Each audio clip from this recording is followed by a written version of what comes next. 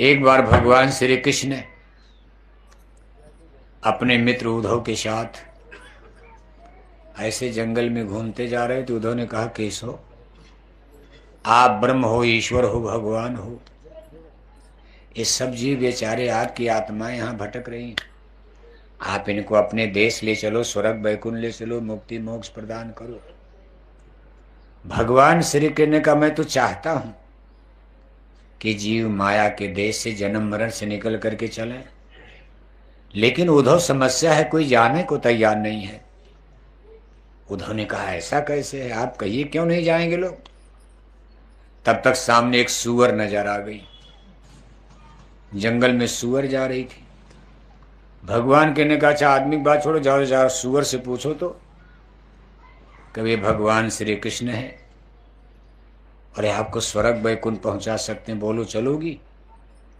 उद्धव सूअर के पास गए, कभी देखो ये भगवान श्री कृष्ण योगेश्वर श्री कृष्ण है और ये कहते हैं हम इस सूअर को स्वर्ग पहुंचा देंगे, आप चलने को मरने को तैयार हो। तो सूअर ने कहा, भाई ये तो हम जानते हैं कि भगवान श्री कृष्ण हैं, लेकिन आप उनसे पूछो कि स्वर्ग में टट्टी मिलेगी खाने को, क्योंकि हमारे लिए सबसे जरूरी तो टट्टी है, टट्टी में हमारा यहाँ जीवन चलता। स्वर्ग में टट्टी वट्टी है, भोजन का इंतजाम, टट्टी। उद्धव ने कहा, भाई वहां टट्टी का, वहां तो बहुत डरे। कहा, ना ना ना, हमको टट्टी चाहिए। उद्धव लौट करके आए, भगवान के ने पूछा क्या हुआ। अरे कहा, सूअर करे कि स्वर्ग वैकुंठ में टट्टी मिलेगी खाने को। भगवान श्री कृष्ण ने कहा, बस इसी तरह जीवों का हाल है, जो जहां है वहीं फंस चुका है। कोई अपना बेटा बेटी नाती पोता छोड़ने को तैयार नहीं है, कोई अपनी कोठी बिल्डिंग जमीन बगीचा छोड़ने, जीव फंस गए। बंधे तुम गाढ़े बंधनान, फंसे तुम गाढ़े बंधनान, पहला बंधन पड़ा देह का, दूसर तिरिया जान, तीसर बंधन पुत्र का जानो, चौथा नाती मान, नाती के फिर नाती होए तो फिर कहिए कौन ठिकान, चौड़र पचरस 17 रसरी, बांध लिया तुम बहुवितान, सुख संपदा हाट हवेली, आए बिछाया बहुवित जाल, क्या क्या विपद बखानू तेरी, तुम माया में रह गलतान, और मरे बिना तुम छोड़त नाही, जीते भर देते नहीं कान, संत सदगुरु बहु समझावें उनकी बातें एक न मान, और कैसे मुक्ति बने तुम्हारी अब भरमो 84 खान। कहा, संत महात्मा तो समझा रहे हैं कि थोड़ा माया का बंधन ढीला करो। अब गाय खूंटे से बंधी है और उसको भाग करके दूर जाना, खूंटा टूटेगा, रस्सी टूटेगी, तभी तो फ्री विल फ्रीडम, आजादी मिलेगी, भागेगी, मुक्त होगी। अब खूंटा टूटता नहीं, रस्सी टूटती नहीं, गाय प्रयास करेगी, क्या करेगी। ऐसी माया महा ठगनी हम जानी, मोह सकल व्याधिन कर मूला। जिस मोह ममता के खूंटे में जीवों को माया ने बांध दिया, मोह सकल बधे तुम गाढ़े बंधना, इतने बंधन लगाकर बांध दिया है, एक भी बंधन आपका मरने का समय आ गया टूटा? अभी भी नहीं टूटा। कितनों माला पूजा कर रहे हो, पूजा के समय भी ध्यान वहीं जा रहा है। आप पूजा करते हो ना, भोर में उठ करके जय गुरुदेव जय गुरुदेव, राम राम सीता राम माला कर रहे, और तब तक आपका ध्यान किचन में रोटी बनाने चला गया। पूरी माला रोटी है, मैं बच्चों को स्कूल जाना, टिफिन भरना, जल्दी जल्दी माला करो। खेती करने वालों का काम ट्रैक्टर चलाने चला गया, दुकान करने वालों का ध्यान दुकान में चला गया, नौकरी चाकरी करने वालों का गांव ऑफिस में चला गया ध्यान। यानी जहां मन लगा है वहीं भाग के पूजा में भी चला जा रहा। कठिन माया का देश है, सबको फंसा लिया, कहां से निकल पाओगे आप? 10-10 साल 20-20 साल सत्संगी भाई बहनों को माला पूजा करते हो गया, लेकिन अभी तक ध्यान यहां टिकी नहीं रहा। मन बुद्धि चित्त का कंसंट्रेशन इसको यहाँ एकाग्र करना है दृढ़ता के साथ। लेकिन यहाँ नहीं है, पूजा के समय बाहर भाग रहा, झगड़े झंझट, झगड़ा लोभ मोह, किसी को कोई चिंता, किसी को कोई चिंता, तो फिर पूजा कहाँ बननी। और जब तक ध्यान यहाँ नहीं जाएगा तब तक ये माला पूजा बननी, तब तक दिव्य दृष्टि खुलने वाली नहीं, तब तक घंटा संग सुनाई देगा। जब तक यहाँ ख्याल नहीं, ध्यान नहीं, तब तक घंटे संग की आवाज सुनाई नहीं देगी। जब आपका मन ध्यान यहाँ लगेगा तो यहीं से आवाज सुनाई देती। घट घट व्यापी साइयां सूनी सेजन को, सबके अंदर है।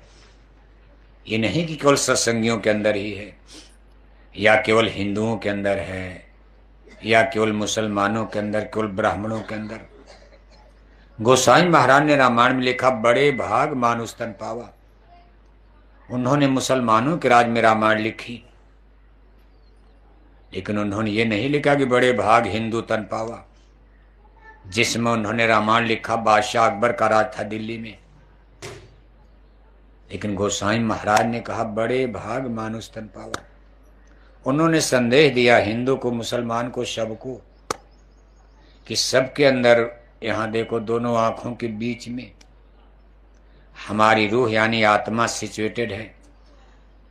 और अगर आप अपना मन यहाँ एकाग्र कर लो तो आपको घंटे संग की शब्द धुन, नाम धुन सुनाई देगी।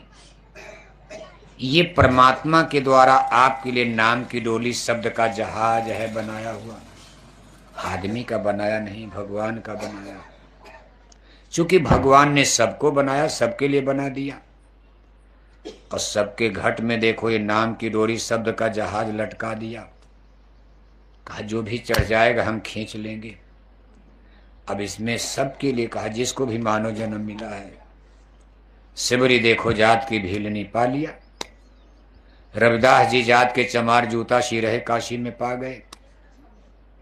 वहां कोई भेदभाव है, तमाम मुसलमान फकीरों का नाम आता। निजामुद्दीन औलिया साहब, अजमेरी फकीर ख्वाजा मोइनुद्दीन चिश्ती साहब, सरमद साहब, सफरुद्दीन साहब, बड़े बड़े लोगों का नाम आता। फरीद साहब, मीर काकी साहब, निजामुद्दीन औलिया साहब। इसी भारत की धरती में तमाम मुसलमानों ने, फकीरों ने, यानी यहाँ देखो, यहाँ मंदिर मस्जिद में फंसोगे तब तो झगड़ा हो जाएगा। नीचे में तो झगड़ा है धर्म के नाम पर, यहाँ चलोगे कोई झगड़ा नहीं। जो भगवान ने बनाया है, जैसे सूरज भगवान ने बनाया, कोई झगड़ा नहीं। चंद्रमा भगवान ने बनाया, कोई झगड़ा नहीं। भगवान भास्कर पूरब में निकलते हैं। जितना हिंदू के घर में प्रकाश, वही मुसलमान के घर में। जितना बड़ी जाति के कोठी में प्रकाश, वही गरीबों की झोपड़ी में भी उजाला होता। कोई परहेज है? भगवान ने देखो बादल बनाए। अमीर के बगल में गरीब का खेत है। जितना अमीर के खेत में पानी बरसेगा, बगल में गरीब के खेत में भी वही पानी बरसेगा। ऐसा नहीं कि अमीर के खेत में पानी ज्यादा बरसेगा, गरीब का तो कम बरसेगा। भगवान ने हवाएं बनाई। हवा चलती है, जितना अमीर को ठंडा देगी वही गरीब को भी ठंडा देगी। भगवान ने वाटर यानी पानी बनाया। अमीर पानी पिएगा प्यास जाएगी, गरीब की भी प्यास जाएगी। ये नहीं कि अमीर पिएगा तो प्यास जाएगी, गरीब की प्यास नहीं जाएगी। यानी परमात्मा ने जितनी चीजों की रचना किया, जैसे माता पिता की संपत्ति जब बंटती है तो सभी बेटे बेटियों में बराबर बराबर हिस्सा लगता। मान लो किसी के 2 बच्चे हैं, ये नहीं कि किसी को ज्यादा मिलेगा किसी को कम मिला। बाद में अपना अपना बनाओ तो बात अलग है, लेकिन पैतृक संपत्ति माता पिता का, चाहे धन हो, चाहे जमीन हो, चाहे मकान हो, जब बेटों में बढ़ती है तो बराबर बराबर डिवाइडेशन होता। चूंकि आध्यात्मिक रूप से हम सब लोग एक ही परमपिता परमात्मा की संतान हैं। ईश्वर अंश जीव अविनाशी, और सबको एक ही भगवान ने क्रिएट किया है, बनाया है। ये नहीं कि हिंदुओं को भगवान ने बनाया तो मुसलमान कहीं जमीन से आ गए। सबको भगवान ने ही बनाया है। इसलिए भगवान सबके पिता, सबके मालिक, सबके करतार, परम पिता, उनको परम पिता परमात्मा परमेश्वर कहा जाता। आदमी ही नहीं, चींटी से लेकर हाथी तक सारी कायनात की रचना एक ही परम पिता परमेश्वर ने, क्रिएटर ने, करतार ने, कर्ता ने किया है। तो उनकी जितनी बनाई चीजें हैं सबको पूरा अधिकार है। सकल भूमि गोपाल की धरती उनकी बनी है। इसी तरह से परमात्मा ने, इसी तरह से उस प्रभु ने हम मनुष्यों के लिए जो कानून कायदा बनाया, क्योंकि जब उन्होंने धरती पर आदमी को पैदा किया तो कई जाति होती, भगवान ने थोड़ा बनाई। जिस दिन मनुष्य ने धरती पर जन्म लिया उस दिन परमात्मा की तरफ से कई जाति बनाई गई। देखो हमारी तरफ कई जाति बनी। पहले जब धरती पर ओरिजिन ऑफ लाइफ, धरती बनने के बाद जब इस पर इंसान का जन्म हो रहा तो भगवान की तरफ से कई जाति बनाई गई, एक औरत और एक मर्द। बाद में लोहे की खोज हो गई तो लोहार हो गए, सोने की खोज हो गई, सोने का काम करने लगे, सोनार हो गए। कोई चमड़े का जूता चप्पल बनाने लगा, चमार हो गए। कोई खेती का काम करने लगे, खेतीहर हो गए। कोई गाय चराने लगे तो ग्वाला गोपाल हो गए। कोई राज करने लगा, राजा हो गए। पर ऐसा डिवाइडेशन होता गया। लेकिन शुरू में न भारत था, न पाकिस्तान था, न लंदन था, न धरती गोल। धरती तो बन गई, इस पर हवा बन गई, पानी बन गया, आदमी का जन्म हो गया। लेकिन अभी नेशंस और राष्ट्र नहीं थे। ये नहीं कि भारत, पाकिस्तान, बांग्लादेश है सब। पाकिस्तान तो अभी बना है। इसी तरह सब देशों का जब बनना और बिगड़ना, देश बनते हैं, बिगड़ जाते तमाम। यूनान, मिस्र, रोमा सब मिट गए जहां से। बाकी बचा है फिर भी हिंदुस्तान हमारा। पहले आज जहां आप London, America, Germany, Japan, Britain, कितना देश बन गया। इसको उस समय रोमन साम्राज्य, रोम माने पूरा यूरोप, रोम कहा जाता था। यूनान, रोम, मिस्र, लेकिन सबकी दुर्गत हो गई। आज वहां कितना देश बन गया। भारत में ही देखो, बांग्लादेश बन गया, पाकिस्तान बन गया, अफगानिस्तान बन गया, इधर भूटान बन गया, तिब्बत बन गया। भारत के भी 24 टुकड़े हो गए। फिर भी भारत अपने वजूद को कायम किए हुए है। और इसी का दुनिया में जितने देश बनेगा उतने झगड़ा होगा, जितने धर्म बनेगा उतना झगड़ा होगा, जितनी जातियां बना लोगे उतना ज्यादा झगड़ा होगा।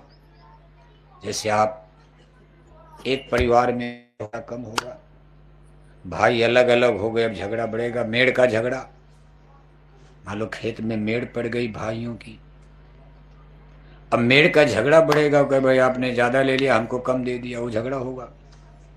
घर का झगड़ा होगा, जमीन का। बाद में तो कहो भाई ये हमारा पट्टी है, ये मोहल्ला हमारा, यानी दादा एक हैं। लेकिन दादा के बाद तो फिर कई 25 घर हो गए उसी में। कोई बात आएगी तो आप कहो भाई आधा गांव हम लोग हैं, हमारी पट्टी, हमारा खानदान है। लेकिन झगड़ा तो होता है। इसी तरह से आदि मानव तो एक ही था। अब उसी में से देखो शाखा दर शाखा, डिवाइडेशन, लाखों बरस की बात।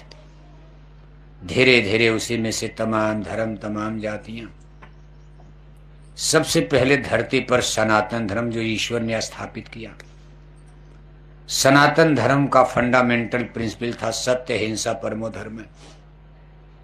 ये धर्म भी आदमी की बनाई चीज नहीं है। आप ये सोचते हो कि आदमी ने बनाया, नहीं, धर्म भी आज भगवान ने ही बनाया। हम मनुष्यों के लिए कुछ कानून बनाया, उसी को सनातन धर्म कहते हैं। और परमात्मा के बनाए सनातन धर्म का मूल सिद्धांत था सत्य, हिंसा, परमो धर्म। सत्य ईश्वर का सांकेतिक नाम है। सत्य ही ईश्वर है, ईश्वर ही सत्य है। ईश्वर ने हम लोगों से कहा, वार्तालाप हुआ कि भाई देखो आप परदेश भेजे जा रहे हो, आपको जहां भेजा जा रहा हो माया का देश है, आपको हम माया भुलवाएगी। तो जीवात्माओं ने कहा प्रभु फिर उपाय बताइए। कहा माया कितनों भुलाए लेकिन आप हमको मत भूलना। कहो माय अनुभव अपना, सत हरि भजन जगत सब सपना। कहो माया का देश तो झूठा होगा, झूठे में फंसाएगी। सत्य हम हैं, हम हमारा ध्यान रखना, हमारी याद रखना, हमसे नाता बनाए रहना। हम ही सत्य हैं, बाकी संसार झूठा। और अगर हमसे नाता बनाना है तो परमात्मा ने दूसरा संदेश दिया, अहिंसा के मार्ग पर चलना, संघर्ष मत करना, झगड़ा मत करना, किसी जीव को काटना मारना मत। अब यहां देखो सब उल्टा हो गया, सनातन धर्म के उल्टे तो जा रहे हो। मान लो आप लोग हिंदू बैठ, मुसलमानों की बात छोड़ो। अभी आज हमारी सत्संग सभा में कोई मुसलमान तो है नहीं। मेरठ जिले में बहुत मुसलमान रहते हैं, लेकिन आज इस सत्संग सभा में कोई मुसलमान भाई नजर नहीं आ रहा। जितने आप लोग दिखाई दे रहे सब लोग हिंदू धर्म को मानने वाले बैठे हो। और अभी मुसलमानों को सुनाने का समय भी नहीं है। अभी मेरठ के मुसलमानों को सुनाने का समय 8 या 9 बरस के बाद आ रहा। कै बरस? जोर से बोलो। आप कहोगे बाबा तब तक तो हम लोग मर जाएंगे। आप मर जाओगे तो क्या आसमान टूट जाएगा? अरे दुनिया चलती रहेगी, बड़े बड़े लोग मर गए, राम चले गए, कृष्ण चले गए, दुनिया नहीं चल रही। हमारे लाखों सत्संगी प्रचार करते करते करते करते मर गए। क्या मेरठ जिले में प्रचार में कोई कमी है? आज भी प्रचार चल रहा शाकाहारी धर्म का, सनातन धर्म का। आप लोग भी मर जाओगे। देखो जुआ संगत, छोटे छोटे बच्चे जैकेट पहन के तैयार हैं। पूज महाराज जी ने जुआ संगत खड़ी कर दिया। बुढ़े लोग मर जाओगे दूसरी पीढ़ी में, एक पीढ़ी तो मर गई। प्रचार करते करते 70 वर्ष में जय गुरुदेव मिशन की एक पीढ़ी खत्म।